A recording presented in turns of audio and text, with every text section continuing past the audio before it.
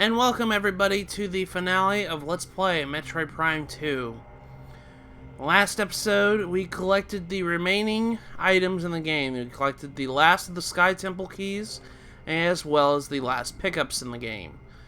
And we have arrived here to the Sky Temple, the last stronghold of the Ing Horde. And as of right now, before we go on any further into the Sky Temple, kind of want to give you guys a little head up here. If you look at the percentages there, you should see, well, obviously, you should have 100% of the items at this point. But for scans wise, you should be at 96% with an asterisk. I say with an asterisk because, well, I was at 96% and we scanned something new in the last episode. So I think it's like 96.5%. So you should be around a little bit more than 96% with scans. That's where you really should be at with at this point in the game before you go and fight in the final boss. If you are going for a 100% logbook, that's where you should be at. So I just wanted to kind of give you guys a little heads up before we go further on into this Sky Temple. The Sky Temple is actually a inverted, like pretty much just an inverted version of the Great Temple. The Sky Temple itself is pretty much the Great Temple upside down. You can kind of see evidence of that with the way the layout of the place is. If you come over here, you'll notice that the door is actually on the ceiling. That kind of gives you another hint that this is kind of a upside down version of the Great Temple. It's twisted, it's so twisted it's upside down. There is no elevator sequence here. You just have to use a screw attack wall here. And that'll take you up here. And then, sure enough, there is another door that's on the ceiling. But as soon as you come in here, you'll see that there is the final energy.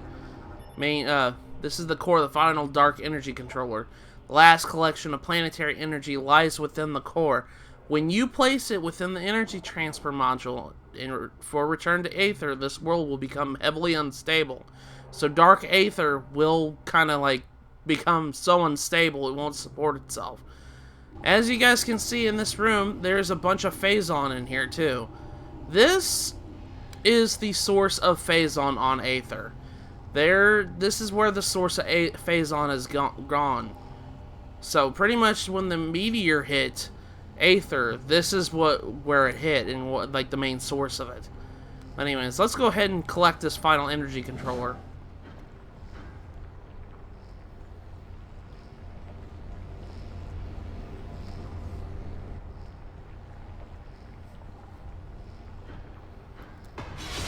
But our final challenge, the ruler of all the Ing Horde has taken the final energy controller and guarded it with its body. It's going to defend it till it dies. So we must take and topple the king, Emperor Ing. First and foremost, scan his body. This is another boss that has multiple phases. Alright, so the first thing you want to do is scan his body here. It says, Morphology, Emperor Ing, ruler of the Ing Horde. Target is drawing energy from the unstable energy controller, eliminating target's connection to the energy that may be effective strategy. It says, bioscans indicate that this is the eldest, strongest Ing in the Horde, the Alpha and the Omega. It has absorbed enormous amounts of Phazon energy into its body, mutating itself in the process. Apparently, this power is not enough for the creature, as it is siphoning energy from the final energy controller. Alright, so first and foremost, you want to scan his body. Then immediately after that, scan his head here. This is the ruler of the Ing Horde, Emperor Ing. Target will form numerous tentacles to defend itself. Eliminate them to weaken its defenses. Like its brethren, the Emperor Ing is a metamorph. It has molded itself around the precious energy controller and will defend it to the death, using its own body as a shield and a weapon. Destroy the tentacles to generate a weaken the creature and its defenses. So, first and foremost, he has a bunch of tentacles, and you have to aim upwards at it in order to attack the tentacles. I strongly suggest using the Annihilator Beam for the tentacles, because the reason why is because, well, it's the Annihilator Beam homes in on stuff that's locked on. So it'll go ahead and it'll lock onto the tentacles itself. So that's why I really suggest using the Annihilator Beam. As soon as you destroy all the the tentacles, his eye is exposed. Scan the eye. So this is the Ing Bioman. Central eye is protected by a potent barrier shield. Shield does not provide complete coverage, however. The Emperor Ing eye has exposed its Emperor Ing has exposed his main eye, from which it can fire powerful energy beams. It is protected by a barrier shield, although not completely. The eye can be locked onto, but only direct shots will get past the shields. As you guys can see from this 3D model here, there are two spots that you can shoot in between the eyes, where these little gaps are. That's where you're going to shoot the eye.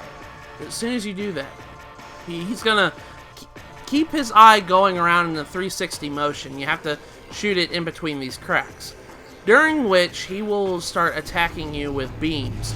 If he hits you with a beam, it'll stun you for a little bit, and you only have a limited amount of time to hit the eye. So I'm gonna try. Oh, I missed again. I missed. All right, come on. There we go. Got at least one hit in. But yeah, you'll see how you do that. You have to keep strafing around him in order to hit his eye, and you have to do it at the right moment. I really strongly suggest using super missiles during that part. Yeah, you can use the sonic boom. You can use the sonic boom, and it does a lot of damage. But you're going to be needing the light and dark beam ammo a lot in this fight, and I really strongly suggest you try to use as little as possible if you can, because you're going to be needing a lot of the dark light beams. I'm going to go ahead and shoot it there. There we go. That's the first phase. So as soon as we defeat the Emperor Ing here, his head's going to encompass his whole entire body, and he's going to go in a chrysalis state. During this state, scan the chrysalis. Alright, so there we go, the Emperor Ing chrysalis. I just said ag? This is regenerating, Matthew. It says, regenerating Ing ruler. Target region shell is magnetically charged. 11 weak points have been detected. Target them within the consecutive blast to shatter the region shell. Alright.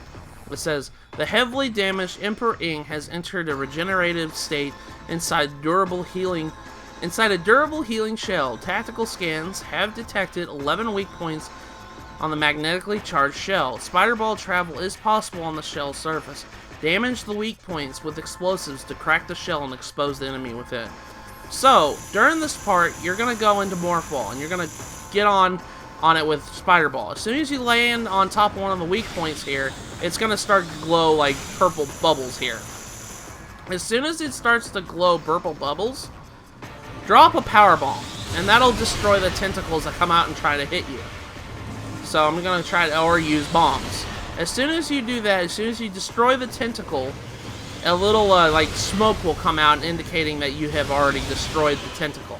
There's 11 points on the body itself that you want to kind of destroy. I'm going to go ahead and try to just use a power bomb.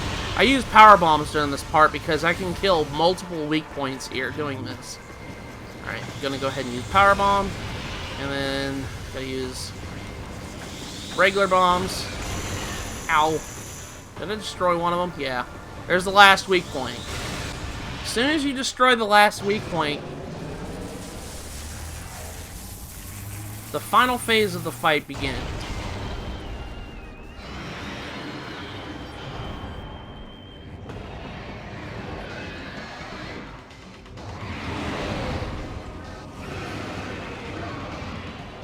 This is the mutated Emperor Ing.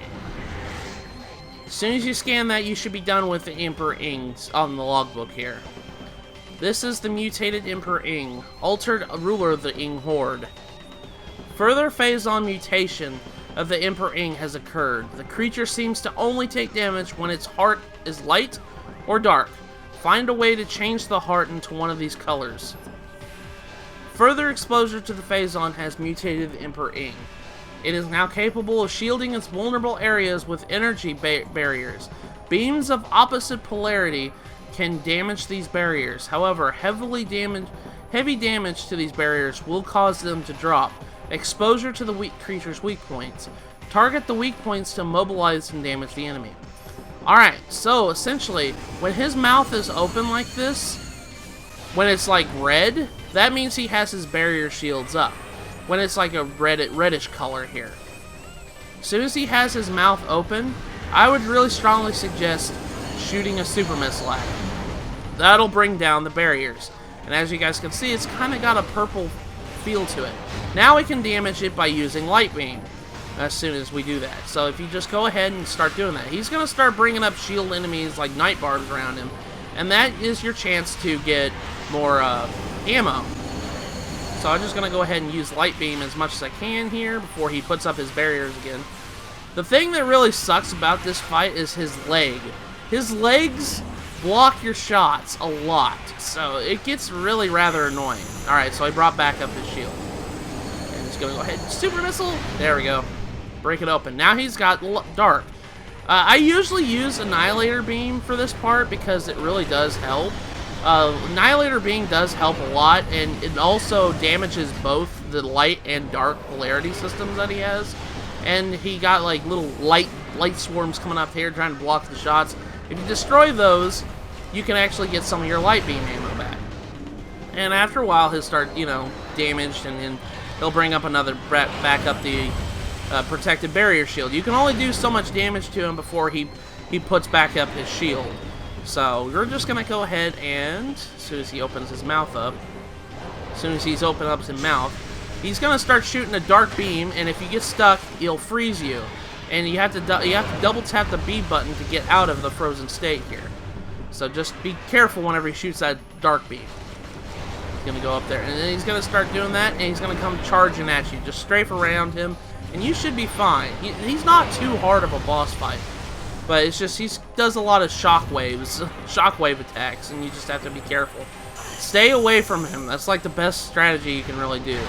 Alright, so now we did that. Now we're going to come over here to Annihilator Beam. I don't like using the Dark Beam too much in this fight because, well, oh, is that a glitch? That was kind of a graphical glitch. I don't like using the Dark Beam too much in this fight because the Dark Beam is really slow. And you only have a set number of time to actually hit him whenever he has his mouth open. So I really suggest using Annihilator Beam because it works both as light and dark beam. And I know it uses both of it, but at this point you should have enough light beam and dark beam for the fight, so it shouldn't be too bad. Alright, he's going to go ahead and do that. I'm going to go ahead and just keep on shooting on Annihilator Beams at his mouth. Alright, and he's gonna go strafe around him. I still got hit. You should have plenty of energy tanks at this point. He doesn't do a super amount of damage to you. Well, if you're playing on hard mode, that might be a different story. But if you're playing on normal, he shouldn't do too much damage to you. Alright, see his leg blocked my shot. His legs are like the biggest hitbox that kind of like ruins your shots most of the time. Alright, so come here. Eat my Annihilator Beam, dude. Alright, he should be all down for the count. And there we go. We have defeated Emperor Ing. He is donezo.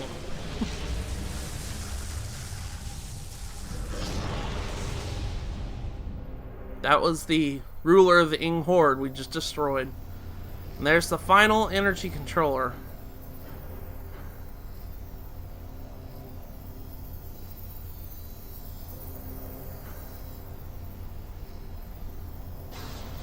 Let's go ahead and collect it.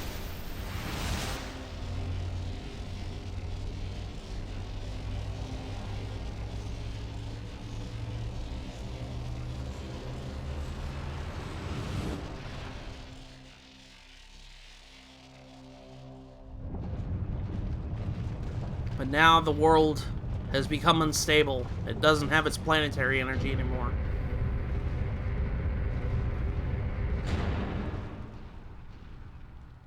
And it wouldn't be a Metroid game without escaping an escape sequence. Yes, we have 8 minutes to get off of Dark Aether. We have 8 minutes to get off of it before it implodes on itself. So we need to leave now. Just fall down. Don't even bother like trying to ease your jumps a little bit. But we need to leave the Sky Temple immediately, because we only have 8 minutes to get out of here. You can't save during this time. I should make that mention there. The save station's offline.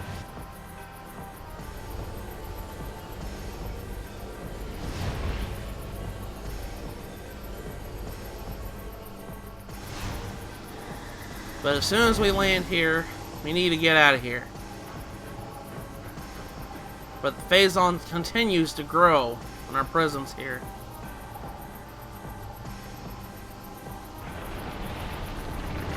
And now it seems like Phazon has blocked our path completely.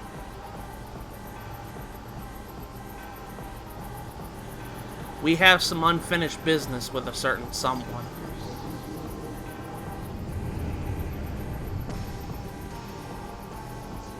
Alright, so now we have to fight Dark Samus during this escape sequence. I'm going to try to get her. Come on. Alright, so scan Dark Samus here. This is Dark Samus 3. Morphology. Dark Samus supercharged with Phazon energy. Phazon energy weaponry and defense systems are at full power. Phazon exposure has rendered Dark Samus invisible to your Dark Visor. Scans indicate that Dark Samus has absorbed tremendous levels of Phazon into her body. Too much, perhaps. She can vent Phazon energy in the form of destructive blasts and projective shields. Doing so will help her maintain stability. Exposure to Phazon has rendered her invisible to your Dark Visor. These new abilities, combined with her already formidable arsenal, places Dark Samus at the highest threat level. So, Dark Samus has gotten a lot stronger, and she's going to start coming up here, and she's going to start shooting a giant Kamehameha with a Phazon. So you just kind of have to strafe around her until she stops. As soon as she stops, she'll come back down and make herself invisible. Turn your Echo Visor on. She's invisible to your Dark Visor, so the Echo Visor is the only way you're going to be able to find her. So as soon as you do a couple number of shots of Super Missile, she's going to raise up here. This is her final scan right here. Scan her when she's in this projective shield. This is Dark Samus 4. Dark Samus, unstable Phazon energy form. Target can generate shield immune to all forms of attack except Phazon energy. Draw an expelled Phazon to use as a weapon. Dark Samus has temporarily become a being of pure and unstable Phazon energy. She can generate a shield that is invulnerable to all attacks, save one. Blast from Phazon energy itself. Use your charge beam to collect Phazon energy that she expels, then fire it back at her. Direct hits will overload and disrupt her essence. So, she's immune to all our forms of attacks. But at this point, you should have 100% of logbook scans downloaded. So as soon as you do that, you should unlock something for your image gallery. So now we have completely 100%ed our logbook. So, alright, so during this fight, Dark Samus is going to shoot a missile. But as soon as they do that, she expels some Phazon energy. Collect it with your charge beam and fire it back at her. As soon as you collect it with your charge beam, it should change your charge beam up to kind of like a Phazon beam. Just dodge out of her missile blast, and then whenever she expels her Phazon energy, actually she's going to come back down. When she comes back down, just fire another missile at her to kind of do as much damage as possible. Then she's going to go back into her shield again. She's going to be in her shield for majority of the fight, so just be careful. I'm just going to go ahead and dodge her missile blasts. And by the way, the timer's still ticking. But as you guys can see, you just have to collect it with your Phazon. You have to collect the Phazon with your charge beam. Now, I know, and I'll be honest with you, if you get hit with the Phazon blast, like if you try to, you get hit with it, it'll disrupt you, and you won't be able to stop it. So, just be careful when you're trying to collect the Phazon energy. Alright, so I just chipped her health a bit away by shooting a super missile at her. That kind of stops her from getting from phase 4 to phase 3. Just come over here and try to collect as much as you can, and then just shoot it back at her. This timer is still ticking. You have about 7 minutes to finish her off. So do not waste any time whatsoever during this.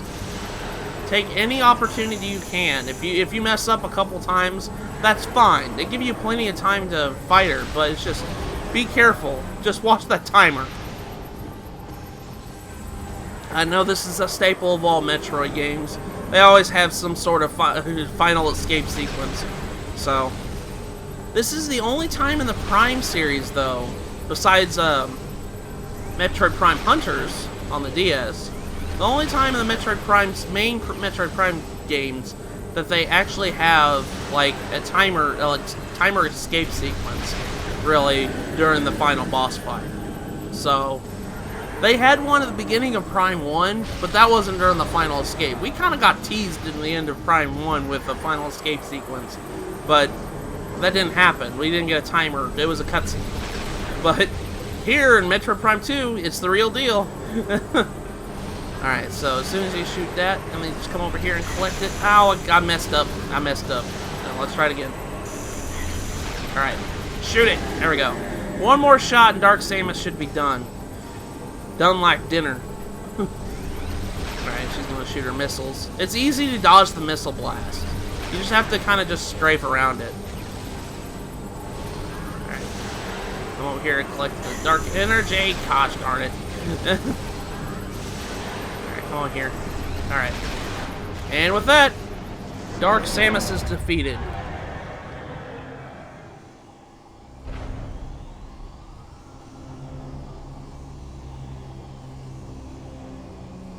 We've destroyed you, Dark Samus.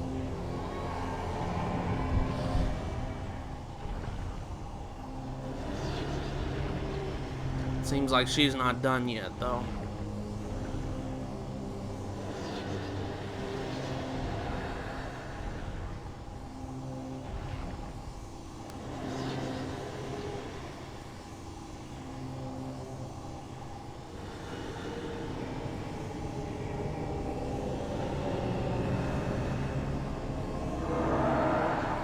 Final attempt to reach out to us.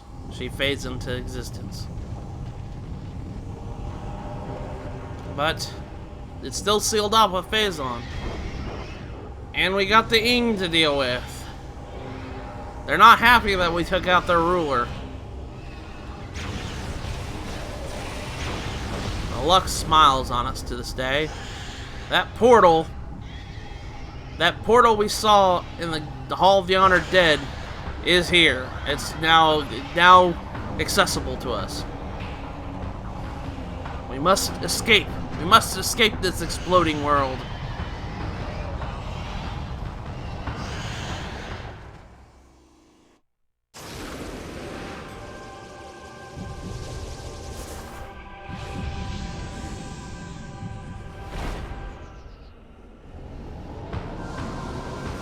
As the Ing try to escape into the light world, they are too late. And Dark Aether and all its poison atmosphere and horrible monsters is gone. We have now returned the light back to Aether and saved the Luminoth.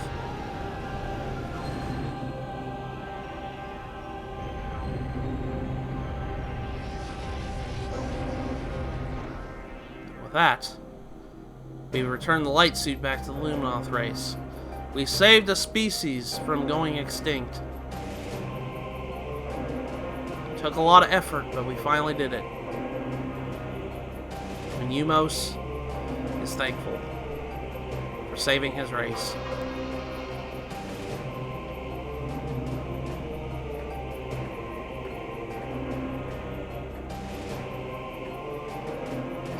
Samus says goodbye.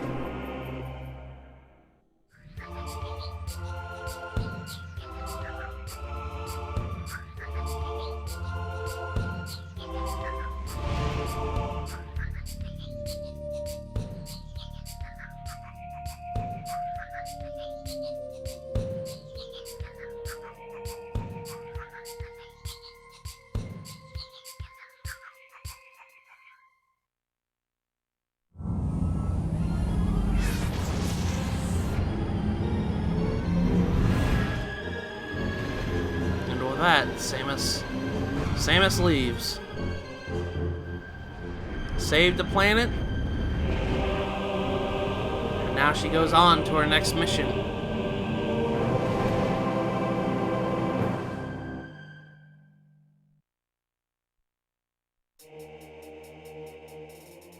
And with that, that was Metroid Prime 2. Metroid Prime 2, I really like this game. I've always really enjoyed playing through this game a lot. I was so excited when I played it back when I was a kid, because Metroid Prime was like one of my favorite games ever. And the sequel didn't disappoint me. Like, I know that they changed a bunch of stuff from the first game. Like, the major difference is the fact that the beams actually had ammo to them. Which I understand why they did that. They didn't want you to go too crazy with it and be overpowered. It would have made the game a lot... I'm going to be perfectly honest. If you had infinite ammo for light beam and dark beam, that would have made the game so much easier than it actually is. And in some degree, I do believe that that kind of helped it, like, shape this game into the hard Metroid Prime game. Because I'm going to be honest with you, this is the most difficult Prime game in the whole entire trilogy. This is the most difficult one, because there are plenty of bosses in this game that actually do a lot of damage to you on first playthroughs, and you might get stonewalled. I can name 3 off the top of my head, with the Boost Guardian being one. I know Boost Guardian was a lot of people's stonewall, and I know Alpha Blog was my personal one. I didn't like the Alpha Blog too much. And the Spider Ball Guardian. Spider Ball Guardian was a hard boss too. And not only that, the way they did save points was really good. But in the same sense, it really did hurt the game a little bit, because if you died, you had to go all the way back to the save rooms and stuff like that. But anyways, I enjoyed this game. I think that this is how you do a sequel. I really do think that this is the way how you do a sequel, because I liked the atmospheres. They did it a lot different. There was a lot of different atmospheres in this game compared to the first game. I know they had a desert, they had a swamp, and then they had, you know, a technological base, a fortress. They had stuff like that, and that's completely different than the ones that we saw on Talon 4 and Metroid Prime 1. And I know that people consider Talon Overworld that swamp area, and I understand where they're coming from, but it wasn't really. It was more of a luscious forest more than a swamp. But they had a lot of good things going for it. And another big thing that this game had compared to the first one, in my opinion, is the fact that all the areas felt like they were connected.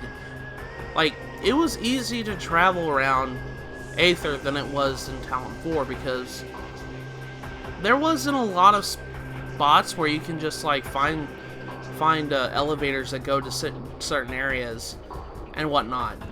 There's some trips, how many times you had to go through a certain area on Metroid Prime 1 multiple times just to get to other areas. This one had a good flow of like interconnectivity with its world, where it made backtracking not as bad and not as non-enjoyable. I know a lot of people don't like the Sky Temple key hunt, and I can completely understand where they're coming from, but I always enjoyed it because the world was easy to navigate. I didn't have a hard time navigating through this world, and I understand. That's one reason why I like this game. I love this game. Don't get me wrong, Prime 1's still my favorite of the Metroid games. Prime 2's kind of up there. It's a better sequel. It fixed a lot of main little gripes that Prime 1 had. But in turn, it upped the difficulty, and that created more. And I understand where that comes from too. But yeah, that was Metroid Prime 2. I hope you guys enjoy this game as much as I did. Now, mission final, percentage complete, 100%. We beat this game in 10 hours and 55 minutes. I think that's the fastest time I've ever beaten this game in particular. I think my previous record was like 14 hours. But there you go. We got the congratulations sequence. The next little cutscene that we're going to see, I know for sure it doesn't. You only access it if you have 100% of the items. So if you don't have 100% of the items, you won't see this cutscene. So, anyways, let's go ahead and look at it.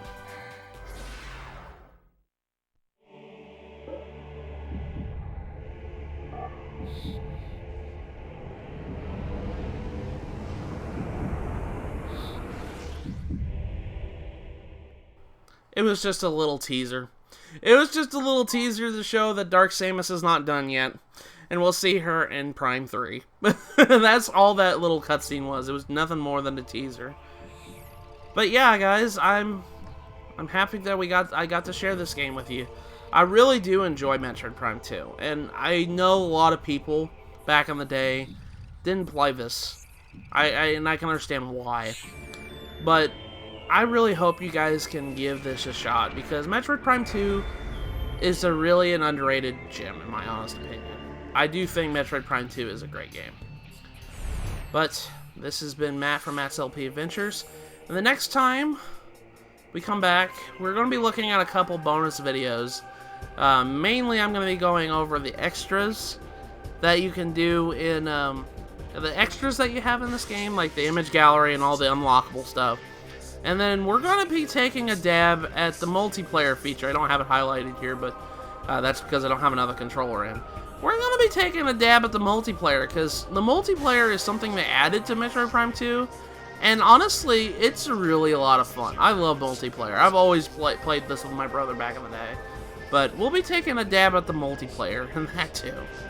But yeah, guys, that was Metroid Prime 2. I hope you guys really enjoyed this game, and I hope in some ways I helped you guys try to get 100% in this game, both skins and items. So, with that, I'll see you guys in the bonus videos of Metroid Prime 2. I'll see you guys later.